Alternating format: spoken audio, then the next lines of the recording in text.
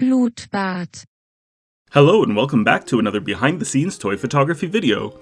This week I'm going to show you how to light multiple lightsabers in a single exposure. I call this shot For Light and Life. I'll also show you my editing process.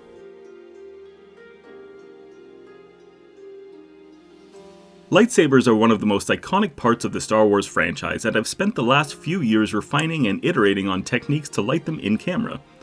For a long time, my most trusted method was to light one saber per exposure, and then use layer masking in Photoshop to blend multiple exposures together.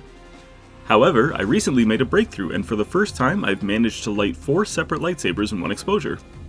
First though, I had to set up my shot. Using weights and an acrylic cylinder, I began by positioning some trees in my background. I was already using an image of a forest as a digital background, but I find adding in a few real trees gives the background some much needed depth.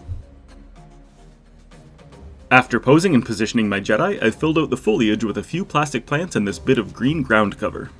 Finally, I set up my lighting. The key to my method was to use very small lights and set them as close as possible to my subjects. I also used barn doors and snoots to further restrict the lighting, making sure there was no overlap between the characters.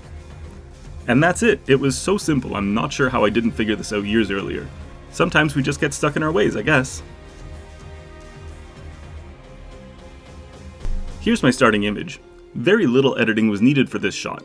My main goal was to draw in the lightsaber blades, but first I blended in just the corner of a second exposure to remove a little bit of lighting on Yord's legs and the tree behind him. Next, I added adjustment layers for levels and color balance.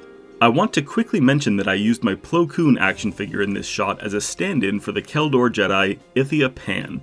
I know they're not the same character, but Keldor all kind of look alike, so while it made me feel vaguely racist, I figured I could get away with it this time, especially since there is no Ithia Pan toy. My apologies to the people of Doran. Following that, I used the pen tool to draw selections and the brush tool to paint in the selections, creating the white cores of my lightsabers. Then I added inner and outer glow layer styles to match the lightsaber glow from my practical lights. I also blurred the lightsabers just a touch so that the edges weren't so hard. Lastly, I made a few touch-ups. Despite my best efforts, my lighting did create some shadows of the plastic lightsaber blades, so I removed the shadows and then finished up with some dodging and burning on my subjects' faces.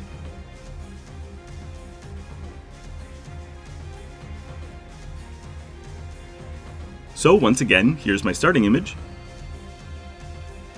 and here's where I ended up. Thank you so much for watching. If you enjoyed this video, please consider liking and subscribing, and make sure to check me out on Instagram. Thanks, and until next time!